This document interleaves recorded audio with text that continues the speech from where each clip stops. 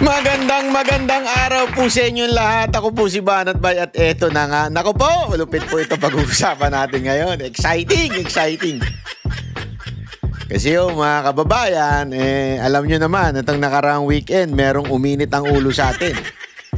Pero maya na yan. Easy lang, relax lang mga kababayan. It's the weekend ng ating binibideo natin na to. Dapat medyo easy-easyhan lang natin, ha?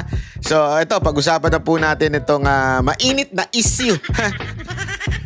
Ano po ba yung mainit na issue na yan mga kababayan? Itong si Imee Marcos ay nagpunta sa Dahig. Ayan. Oh, 'di ba? Nagpunta po siya sa Dahig. So, humiga po siya sa Dahig. Sa sahig pala. Yung anak ng tutsang kalabaw. Oo. Anyway, pag-usapan po natin yan. Kasi meron po siyang tila nilabas na statement. Ika nga. Statement po na kung saan nung una-una napanood po yung kanyang nilabas na statement. Sabi ko, grabe to. Manggang-mangga lang ang datingan. Talagang ginagamit po para po talaga sa kanya pong sariling kapakanan, di ba? Para sa kanyang sariling promotion, ika nga. Di ba po? So, ayan na nga, pag-usapan natin yan. Ay, nako po. So, etong video na ito, ipapakita ko sa inyo itong video na ito at panoorin nyo po at lawakan po natin ang ating isip. Bigyan po natin ng kaliwanagan ang mga sinasabi niya po dito. At atin po itong pakinggan ho talaga. Okay? Tingnan natin. Let's read between the lines. Ika nga. Di ba meron tayong ganyang klaseng kasabihan? Tayo ay wag lamang pong makinig doon sa sinasabi. Dapat po tayo ay talagang umuunawa dun sa nais na mensaheng iparating. Iba po kasi yung sinasabi lamang at yung mensaheng nais iparating sa taong bayan. Okay? Iba po yun. Kaya nga meron tayong kasabihan na read between the lines, di ba? O talagang intindihin. Yan po ang ating gawin ngayon. Kasi ako talaga nung napanood ko ito, sabi ko, anak naman ng tutsa. Lupit mo, Brad. Ang lupit mo, Day. Iba ka talaga. Yun ang masasabi ko dito kay Senator Imee. Expert. No, ako naniniwala ako yung pagkapanalo ni Marcos, ni Bongbong Marcos sa pagka-presidente, yan po ay gawain ni Imee. Alam mo yun? Yung mula sa pabanguhin ang pangalan ng mga Marcos, yung mula sa sabihin na natin yung ginto na yan, alam ko, sigurado ko, yan yung mga style ni Imee ang ganyan 'di ba, na talaga nga namang ewan ko, matatawag ba nating propaganda yan? Kasi mantakin nyo remember this mga kababayan, remember this, don't ever forget ang mga Marcos na palaya sa Pilipinas because bumagsak ang ekonomiya. Nung panahon ni Senior, nagkaroon ng mga abusado, nagkaroon ng matinding pandaraya, di ba ho? Dun sa mga eleksyon.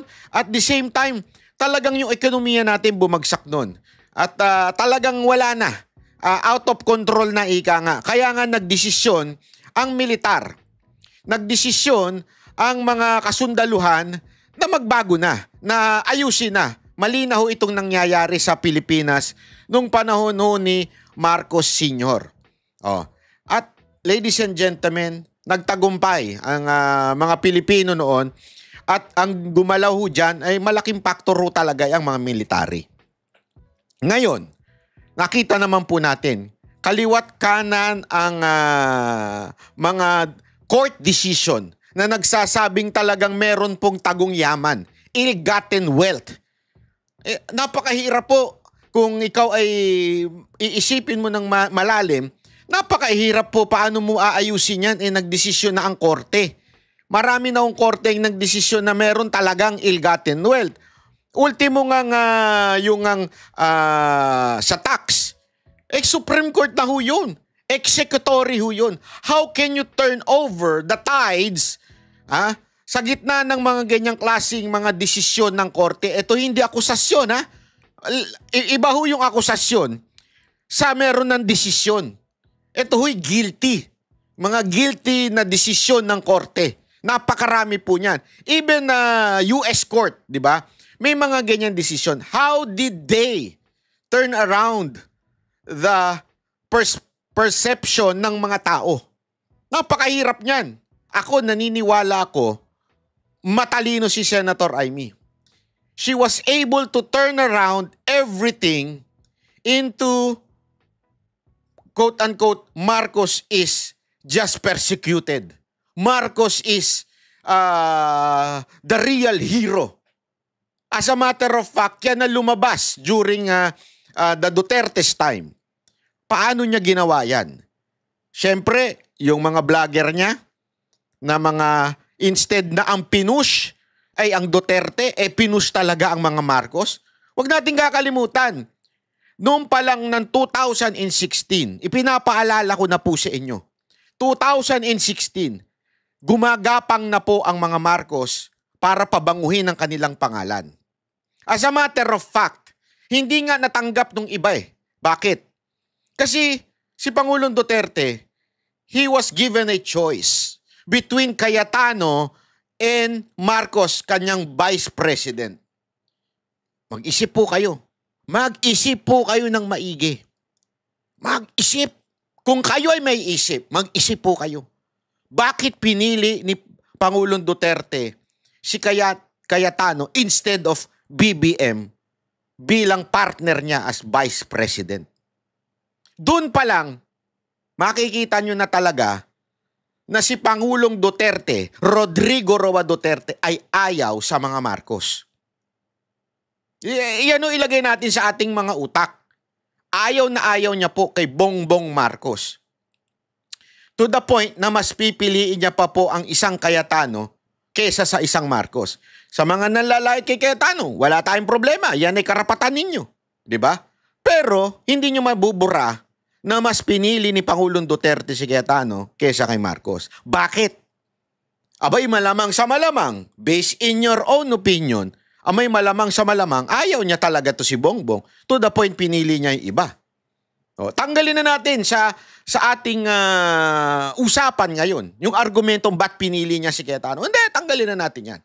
But the point here, hindi niya pinili si Bongbong Marcos. Bakit? Ayaw niya. And the time goes, di ba? Talagang umandar. O, bakit sasabihin?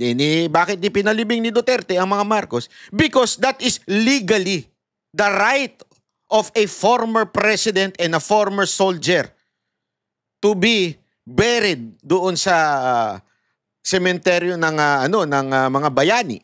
Yun po'y karapatan. Legally po yun. Kaya pumayag si Pangulong Duterte. Alam nyo naman si Pangulong Duterte, it's all about legal matters. Yan po siya. Eto na ang tanong dyan. Umabot ang 2022. At alam nyo po, ilang beses din sinabi ni Pangulong Duterte na talaga nga namang pumunta si Marcos para humingi ng posisyon. Ayaw niya. Ilang beses niya sinabi yan, ayaw niya. Ayaw niya talaga. So ano ang punto natin dito? Mga kababayan, may dahilan kung bakit ayaw ni Pangulong Duterte si Marcos. Aside from doon sa sinasabi niya, na alam naman po natin, di ba, alam na natin yung akusasyon ni Pangulong Duterte kay Bongbong Marcos, because talaga namang questionable. Questionable po ang mga Marcos. Yan po ang, wag na natin tanggalin ho yan. And we discovered that. As a matter of fact, marami sa inyo nagsisi. Nabudol kayo. Tama. Okay po yan. But remember, nabudol kayo noon. Why? Because someone, nag-ayos ng perception ng mga tao tungkol sa Marcos. Sino po yun? Walang iba kundi si Senator Amy.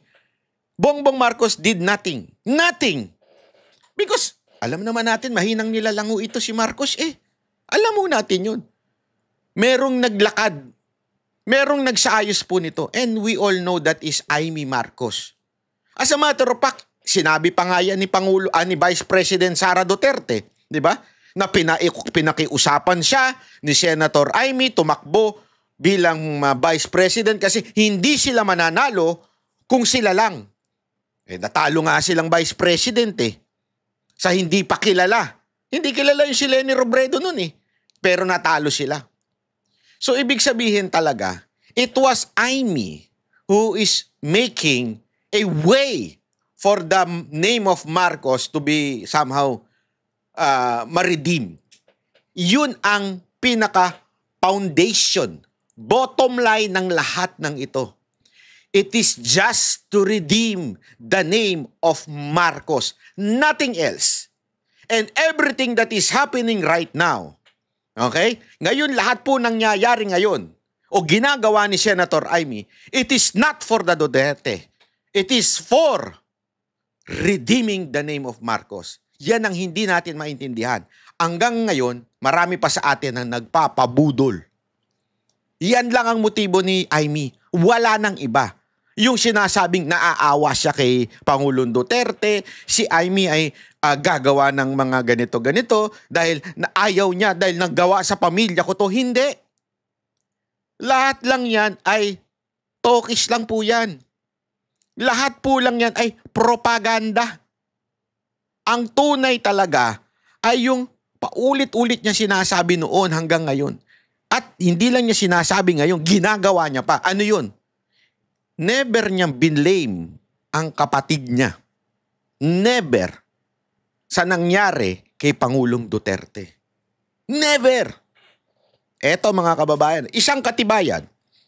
Nung nagsalita po yung kanilang campaign manager sa Alyansa, tinanong niya sila, ano ba nakita ninyong pagbagsak ng Alyansa? Ang sinabi lang niya, tinuro lang niya yung kamera o yung leadership ng Kamara because of the impeachment. Pero nung tinanong na siya nung reporter, what about the Hague? Medyo iniiwas niya. Iniiwas ni Tiangco yung tanong. Binabalik niya doon sa impeachment. Kasi kagagawa niyo ng Kamara. But we all know. Oo, merong nagawa yon. Merong nagawa na para bumagsak ang alyansa because of that impeachment. But, ang talagang nagpabagsak sa alyansa, yung trigger point, ay yung tinanggal nila si Pangulong Duterte dito at dinala si The Hague. That's the trigger point. And, hindi niya sinisi ang Kamara doon. Bakit? Alam niya kasi. Walang ibang gagawa noon kung hindi ang executive branch. Ladies and gentlemen, nanggaling na mismo sa secretary, nasa DILG. Ngayon, dininay niya na because nabuking siya. Pero nanggaling mismo. Diba? Binanggit niya doon. Sino mga kasama? Si Anyo, si Remulla, o si Marbil, si Torre. Ay, di ko alam kung nabanggit niya si Torre. Sorry. Si Marbil lang ata nabanggit niya doon. At saka si Marcos. Proud na proud pa siyang sabihin yun. Diba? Sinabi niya yun sa isang interview. Proud na proud. Niyang sinabing pinagplanuhan ito kasama ang Pangulo. Pero pansinin ninyo, bakit dun sa report ni Amy sa Senado, never niyang binanggit ang Pangulo? Never. As a matter of fact, sinasabi niya pa nga, walang kinalaman si Marcos. Anak ng 3 kalabaw na pinagdikit-dikit. Gumalaw ang lahat ng sekretary mo. Pati si Gibo. Binanggit doon. Gumalaw lahat yan. Nang wala kang alam as president. Tangina naman. Kalokohan naman yan. Doon pa lang. Sige nga ho. Sige nga. Sige nga ho. Tanungin ko kayo. Kailan sinisi ni Amy Marcos yung kapatid niya? Bilang palpak sa lahat ng nangyayari sa bansang Pilipinas. Sige nyo, mananahimik na ako dito kung sasabihin nyo meron kayong may papakita kayong video na sinisi niya yung kapatid niya at sinabi niya, eto kasing kapatid ko, tatanga-tanga eh. O eto kasing kapatid ko, may kasalanan itong lahat na to eh. Sige nyo, magpakita lang kayo sa akin ng video ganon. Titigil na ako sa kakabanat kay Amy. Kasi nagagalit na kayo eh. Pikon na, umiiyak na kayo. Mga ganun, bubula na yung bibig nyo eh. Bakit hindi nyo maipakita? Again, ibabalik ko kayo sa kasaysayan. 2016. Di ba? Doon, tumakbo, natalo. Pero mula noon, binago na. Inaayos yung perception. They hired vloggers. to make the name of Marcos palatable sa taong bayan. Bakit nila ginawa yon? Because to redeem the name of Marcos. Until now, yun ang kanyang foundation. Yun ang kanyang pinaka-puso. I-redeem lang ang pangalan ng Marcos. Iligtas lang. Kaya nga paulit-ulit niya sinasabi, lagi sa statement niya, may Marcos na natuto. Kasi nga, she wants to redeem the name of Marcos. That's the motive. More than anything else. Everything, yung halimbawang pagkampi sa mga Duterte, one, political survivor lang yan. Remember, nasa alyansa siya. Bakit pa siya nagpa-announce dun? In the first part, nasa alyansa siya. Tumindig pa siya dun sa stage ng alyansa. Nakita niya, naramdaman niya, ay, lahat, wala makagawa sa amin, walang mangyari sa amin ito. So, nirecalibrate niya. Sabi niya, sandali. Teka lang, hindi ko na mabobola ito mga ito. Doon tayo sabi mabobola ako. May mabubudol uli ako. So, lipat siya ng kampo. Tama, mali. And that was the turning point. Hindi dahil naawa ako kay Duterte dahil kinuha siya. That's bullshit. Sorry That's bullshit. Hindi. Kung naawa ka na sa mga Duterte nung una pa lang. Hindi yung kung kailan na pabulusok yung iyong pangalan at pabulusok dahil di ka na mananalong senador, bigla ka na ng awa. Kasi yan yung sinasabi nung iba eh. O sinasabi niya na naaawa siya, ganun. Diba? Na hindi niya makaya, na isang matanda na may sakit, ganyan. Katarantaduhan po yan. Bakit kanyo? Hindi wala kang ginawa doon sa ano eh. Nung nasa Villamor eh. Naawa ka, di ba? Ba't di ka lumusog doon? Sasabi mo na naman, nasa biyahe ka. Ang tagal nila doon eh. Di ba? And don't tell me, hindi mo alam yon. Everyone knows aarestuin na siya. Yung mga vlogger nga nakapunta eh. Galing pang Hangkang. Tapos sasabi mo, hindi ka makakapunta dahil hindi mo alam. Kalat na yun sa news. Nandun pa lang kami nila Pangulong Duterte, ang mga senatoriable, nandun pa lang alam na namin na aarestuin siya pagbalik eh. Ang ginawa, inagahan pa nga eh. Kasi nga delicates pag sa gabi. So, sabihin mo, hindi, wala kaming alam. Kaya siya nagbago. Pansinin niyo yun may time para magbago sana siya nun. Pero hindi eh. Nung nararamdaman niya nagalit na ang taong bayan dahil nadala na si Pangulong Duterte doon. And there was massive rally all around the world. Hindi lang sa Pilipinas pero buong mundo. Nakita niya po yun. Kaya siya tumalon. Sandali. Yung dalawang bangka na sinasakyan ko, palubog na talaga isa, may tubig na eh. As in 3/4 na yung tubig, konti na lang, lubog na yun eh. Talon na ako ngayon dito sa Duterte. Nakikita nyo na. Kaya siya biglang talon. And yes, she was saved. Totoo yan. She was saved because tumalon siya. She was saved because yung iba sa inyo nagpabudol. That's the truth. Pero hindi naman lahat. Kasi kung titingnan nyo yung mga Mindanao absentee voting, hindi naman siya pasok. Ang pasok doon si Gringo tsaka si si pangalan nito, yung isa, 'di ba? Si Kerubin, 'di ba? Hindi siya pasok. So marami sa mga taga Mindanao and Visayas, even the uniform personnel, hindi nabola, hindi nabudol. Yung iba lang sa atin. Ngayon, ako, eto nakikita ko na naman, binubudol na naman tayo. Ay pala kayo pala. Sorry naman. Hindi ako kasali. Yung iba lang pala, hindi lahat. Yung iba binubudol na naman kayo. 'Di ba? Kaya ako nagsalita. At ipapakita ko sa inyo ngayon kung ano yung pambubudol na yon na ginagawa niya. Walang personalan ito. Meron lang talagang nag-react. Yung si Joey. Di ko kasalanan yun. I mean, ako, ang tinatabla ko lang doon, yung kanyang sinabi. Hindi siya. Todo ang react. Napapagalataan tuloy. Hindi ko na po kasalanan yun. Kami ang boses ng masa, hindi natatakot. Katotohanan lang, di kami nalulunod. Walang bahid ng sismis, lahat ay totoo.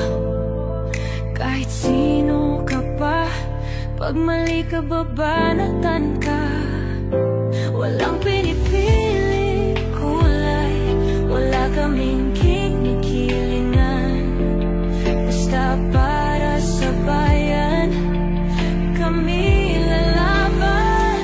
Pagtama palakpakan, pag mali banatan. Di matitinag, di matatakot, para sa bayan tuloy ang sigaw. Sa harap ng kamera, walang halong takot. Mga baluktot, lahat kayo'y tutumba. Ang hustisya at